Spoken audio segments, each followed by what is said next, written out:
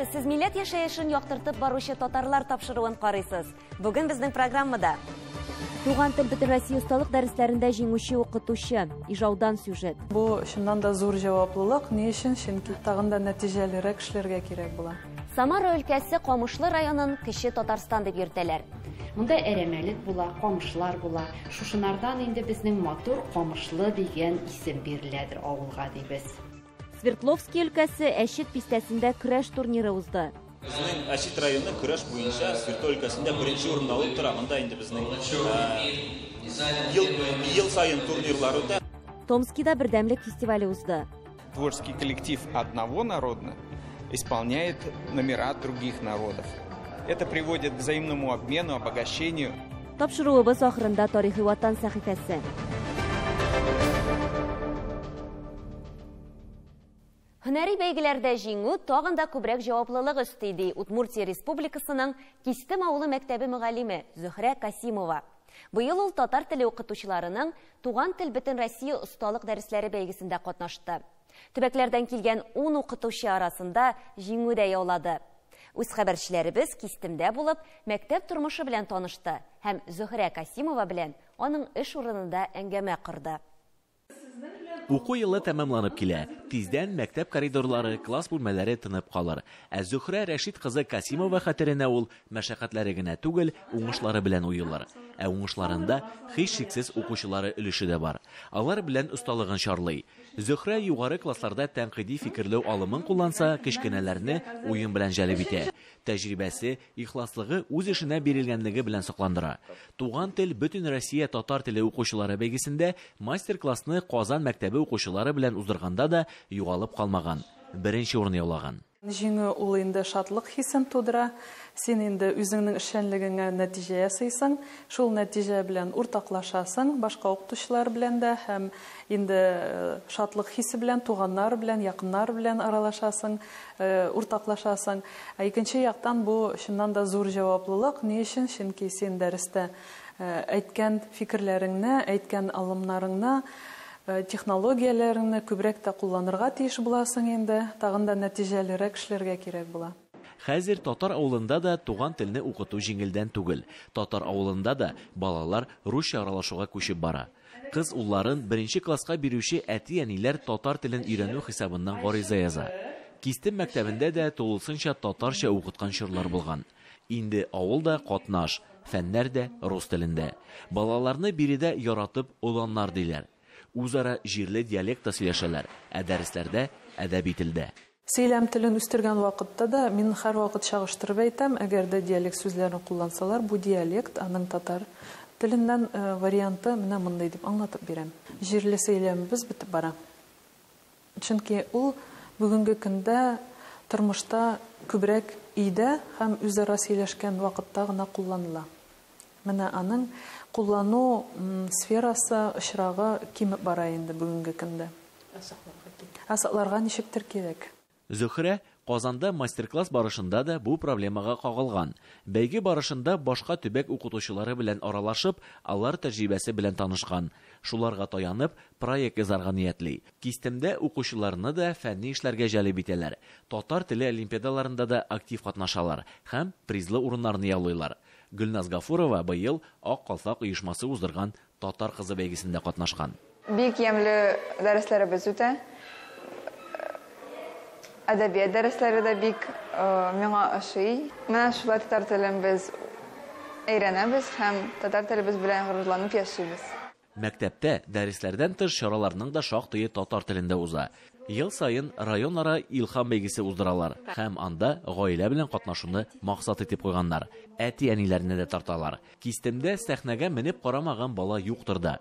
Шигырь укыймы ул, җырлыймы, яки күмәк күренешләрдә катнашамы. Зөһрә тормышын мәктәптән башка күз алдына да китерә алмый. Ул рус теле һәм әдәбиятында укыта. Дәресләрдән тыш чараларны оештыра. Коллектив әйбәт безнең ди. Күмәк көч белән мәктәпне дә матурлыйлар. Барган җирләрендә ни күрәләр, шуны үзләрендә булдырырга тырышалар. Бу махсус ясалган киштә балалар өйләрендә укыган кызыклы китапларын алып киләләр. Зөһрә шәһәр мәктәпләрендәге техник базага кызыгып кайта. Үзләренең дә һәрвакыт интерактив такталарга, компьютерларга бай булачакларына өметләнә, ышана. Үзенең дә биредә 2 баласы укый. Укытучының халык алдында элек-электән абруе зур булган. Кистемдә ул әле дә шулай. Балалар апа дип дәшә, хөрмәт белән карый. Зөһрәгә имам хатыны булу да җаваплылык өсти.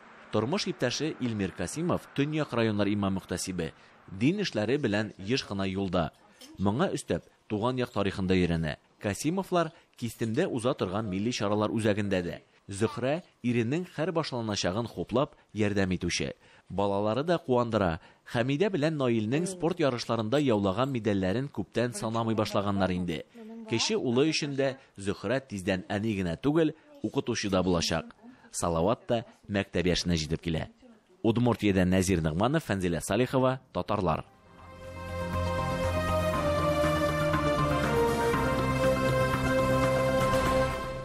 Самара өлкәсе Камышлы районын кече Татарстан дип йөртәләр. Шуннан да биредә татарлар 82% тәшкил итә. Безнең редакциянең төшерү төркеме районның үзәге Камышлыда булды. Авылга 1560 елда нигез салына. Саланың тарихы һәм бүгенгесе турында киләсе сюжетта.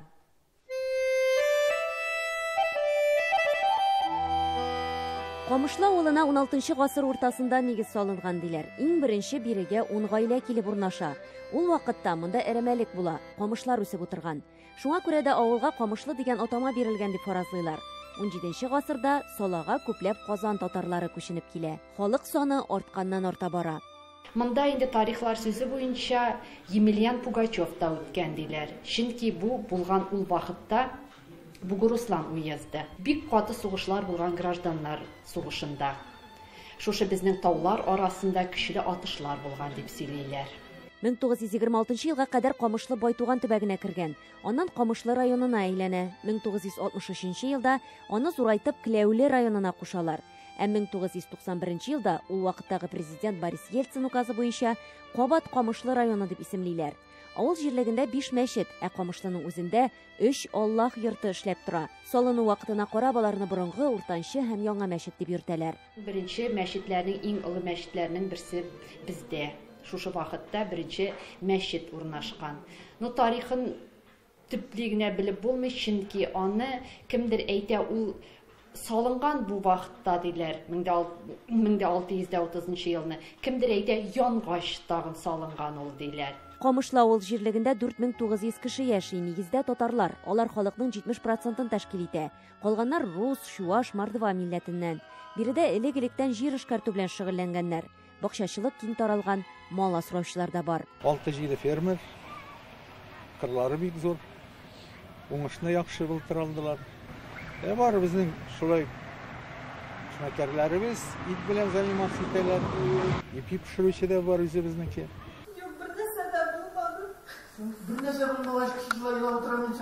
Халык эшчән, тик ял итә дә белә биредә. Камышлы халык театрына инде 102 ел. Башта ул драм түгәрәк буларак оештырыла, репетицияләрне Әгълә Яруллин дигән кешенең өендә уздырганнар. Театр сугыш чорында да туктамый. Айруча актив эшләп фронтка акчалар җибәргән. 1972 елда халык исеме бирәләр. Биредә гаилә династияләре дә бар. Минем әтинең абыйсы Мөҗахит абый 33-36 елларда уйный башлаганнар инде. Аннан соң әти уйный башлады. Әти инде 79 яшына хәлле уйнады. Ул 85 жыл уйнаган. Алар бик күп спектакльләр куйдылар. Алар аның турында сөйли башласаң, ул аның чыкыры юк. Әтидән соң инде мин уйный башладым мәзәрәк. Минем племянниклар апайның малае, аның апайның кызының малае уйный. Минем 2 малай уйнады спектакльләрдә. Мин 20 яшымнан йөри башладым театрга. Ул заманда әле минем балам да юк, яшь балам белән дә йөрдем. Тракторларга утырып, трактор шаналарына утырып, авылларга китә идек. Бер 15ләп спектакльдә уйнадым, мин катнаштым. Мин 1992 елдан бeri монда йөрим инде сәхнәдә. Эшкә берни дә камышауга китерми ул. Миңа җиңелрәк кенә, мин монда киләм ял итәргә. Безнең менә беренче театр куелды. 12 ел там назад. Менә бу костюмнарны теккән итенә яхшы. Аннан соң аналар көтәләр улларын. Военный киемдә в основном бөтенесе уйнады инде анда. Сугыш турында иде ул безнең спектакль. Ансы булды 20-нче елда куелды. Солдатлар көтәләр улларын дигән спектакль иң соңгы куелганнардан. Гомумән шактый әсәр сәхнәләштерелгән. Бу костюмнардан да күренә. 2 бүлмә тулы. Туфан Миннуллинның театр әсәрләрен куябыз. Туфан Миннуллинныкы. Аннары соң Даниил Салиховныкы, Галискәр Камалның беренче театрын метинде куйдык. Без катнашабыз төрле фестивальләрдә, былай гастрольләргә йөрибез үзебезнең Камыш районының татар авылларында, Оренбург өлкәсе. Халыкның рухи кыйммәтләренә аеруча игътибар итәләр биредә. 2019 елда Бөтен Россия авыл сабантуйда узган иде. Кунаклар оештыруны бик югары бәяләде. Авыл музеенда тарихны теркәп барырга тырышалар. Борынгы экспонатлар арасында яңалары да күренә. Әйтик, Россия герое Дамир Юсуповның шәхси әйберләре тәкъдим ителгән. Ушучы Россия герое Дамир Юсупов безнең Самар өлкәсе Сызрань шәһәрендә туган. Без аның белән таныш түгел, әмма беләбез бит Самарга килеп йөри, татар җәмгыяте белән эшли. Шуның өчен социаль челтәрләр аша анарга хат җибәрдек. Безнең Камышлы районында музей бар дип. Берәр үз әйберегезне җибәрә алмассыз микән дигән идек. Җибәрде. Үзенең ишкыш күлмәген җибәрде. Анарысын үзенең фотоларын җибәрде, китапларын җибәрде. Камышлы авылында биредә туып үскән шәхесләрне хөрмәтлиләр. Әйтик, мәдәният йорты һәм бер урам Әнвәр Давыдов исемен йөртә. Ул шагыйрь, Бөек Ватан сугышында башыннан ахырына кадәр катнашкан. 2019 елда Камышлы авылында Әнвәр Давыдовка һәйкәл дә куялар. Алтынурда шагыйре Сәйф сараеның бу яктан булуы турында сөйләгән идек. Аның исемен мәңгеләштерү эшләре бара. Биатлон буенча дөнья чемпионы Эдуард Латыпов та Камышлыда үскән.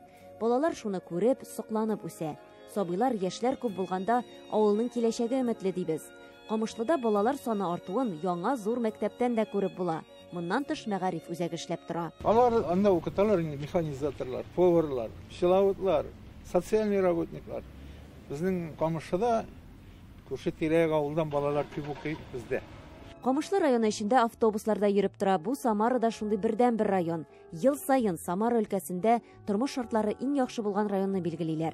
Сораштыру үткәреп исемлек төзиләр. Узган ел Камышлы районы 2нче булса, бу ел 1нче урында. Эльвира Хөснетдинова, татарлар, Самара өлкәсе, Камышлы авылы. Сез татарлар тапшыруын карыйсыз. Программабызның 2нче өлешендә Свердловский өлкәсе Әшит бистәсендә көрәш турниры узды.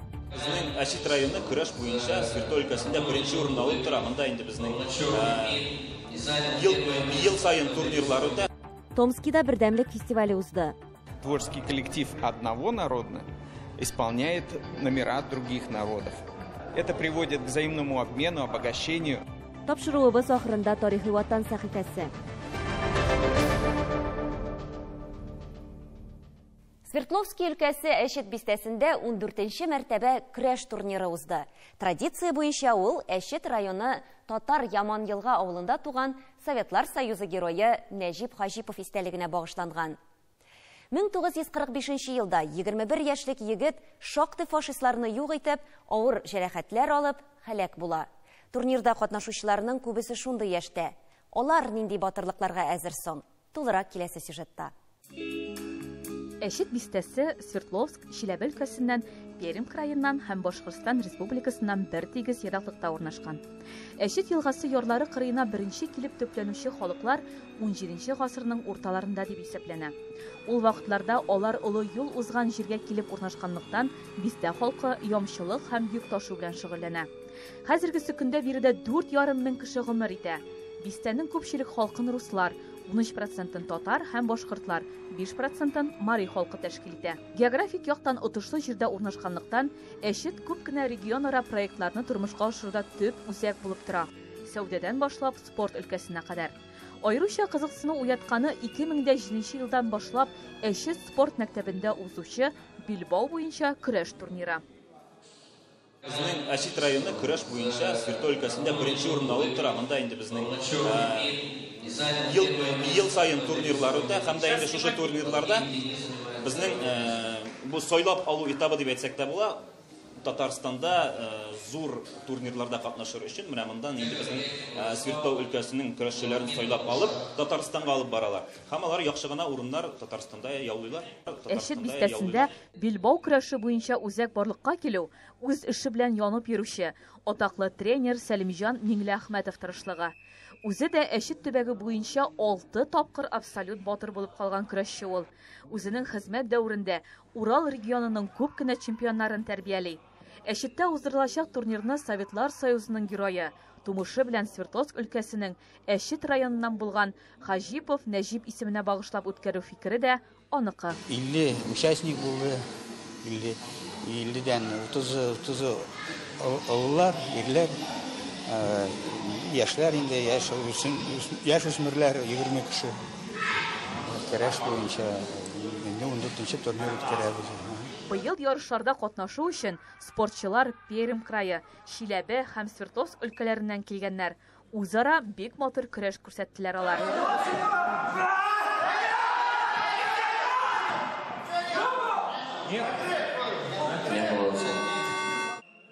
Күп кенә катнашучылар сабан туйларда, төрле турнирларда күп тапкырлар батыр калган көрәшчеләр. Үзләренең осталыкларын алар кечкенәдән самбо һәм дзюдо түгәрәкләрендә шөгыльләнеп шомарта. Турнирда катнашучы кайбер милләттәшләребез милли көрәшкә килүләре турында җан тартмаса да кан тарта диләр. Она честная, тут подсечки нельзя. Тут должен быть отрыв полностью и бросок. То есть никаких подсечек, никаких подношек, никаких упор живота там и так далее. Вот это, наверное, привлекает. Быелгы турнирда күпчелек Әшит бистәсе яшүсмер егетләре һәм Пермь краеннан килгән ир-атлар җиңү яулады. Чара аларны бүләкләү, медаль, турнир кубокларын тапшыру һәм төп батырны атау белән тәмамланды. Муниров Ильяс! Громче аплодисменты!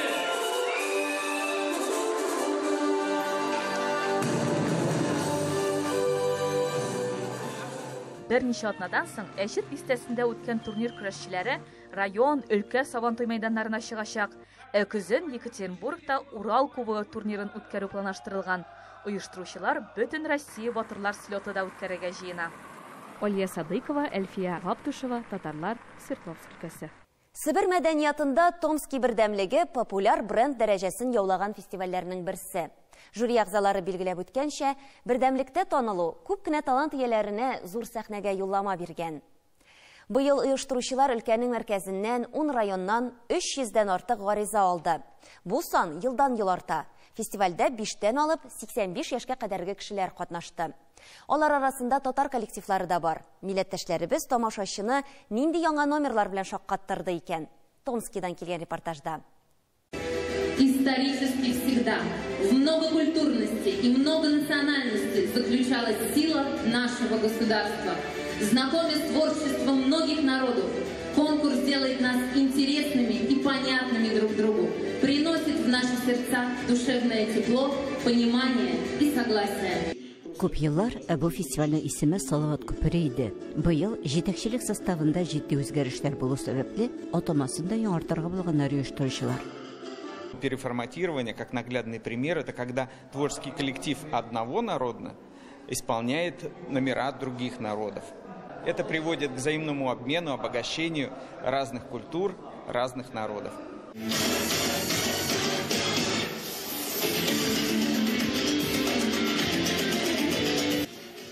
Бу яңарышлар хәтта элекке татар мәдәнияте үзәк артистларын сөендерә генә, чөнки алар башка халыкларның мәдәниятенә күптән битараф түгел.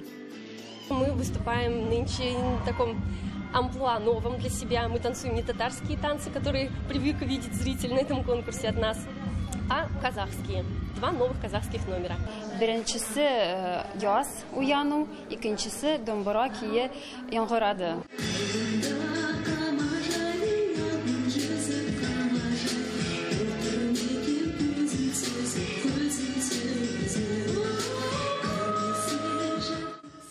Асия ханым бу фестивальнең тәҗрибәле фанаты дип саный үзен. Чөнки биредә аның оныгы Наиля Фролова берничә ел рәттән лаеклы урыннар яулаучылар арасында.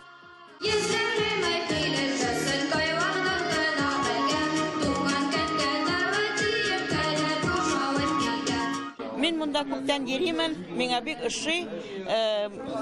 Менә бу бәйрәм күп булып чыга.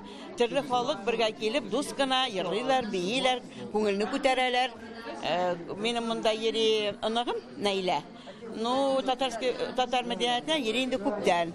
Йырларга, биергә өйрәнә, татарча сөйләшергә өйрәтәләр. Бик ошый анага, рәхәтләнеп йөри анда. 5 сәгать дәвамында барган бәйге бәйрәмендә матур концерт белән мавыккан тамашачылар вакытның ничек узганын сизми дә калдылар. Тамашачы хөкеменә татар мәдәниятен тәкъдим итүчеләрнең җанатарлары саны тагы да артты. Томскидан Елена Софиуллина, татарлар. 20 гасыр башында мөселманнар Россия Дәүләт Думасында үз фиркаләрен булдыралар һәм мөселманнарның мәнфәгатьләрен яклап кануннар чыгаруда актив катнашалар. Бөтен Россия мөселман җыеннарын үткәрәләр. Гомумән, ул елларда мөселман һәм татар җәмгыяте активлаша. Игътибарыгызга Тарихи ватан сәхифәсе.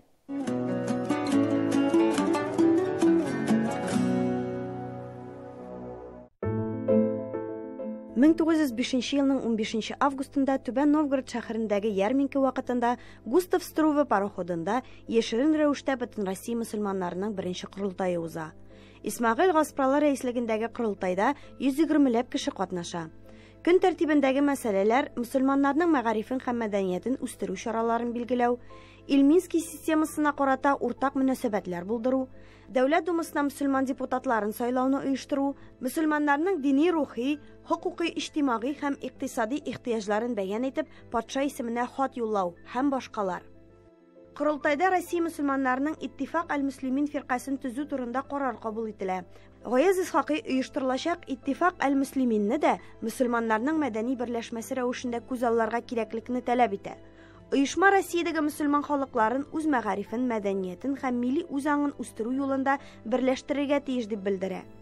Бөтен Россия мөселманнарының икенче курылтайы 1906 елның гыйнварында Санкт-Петербургта яшерен рәвештә уздырыла. Курылтайда 100-гә якын делегат катнаша.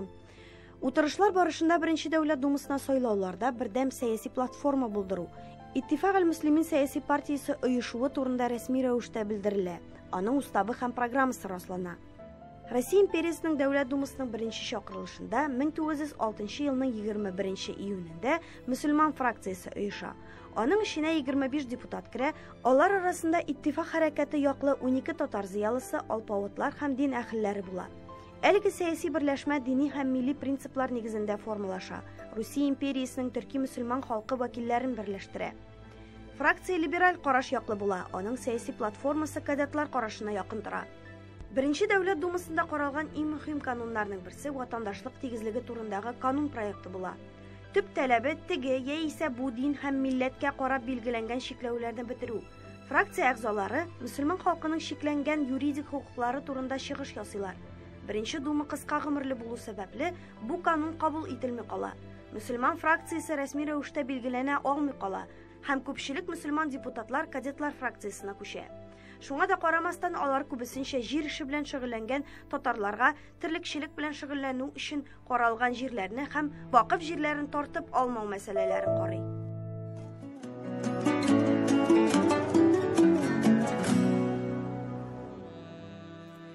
Дөньяда кымсыз булма, сине Аллаһ яратыр. Кешеләр кулында булган нәрсәләргә кызыкма, сине халык яратыр. Диелгән бер хадистә. Кешенекенә кызыкмыйча үзебезнекен булдырып яшик. Исән сау булыгыз.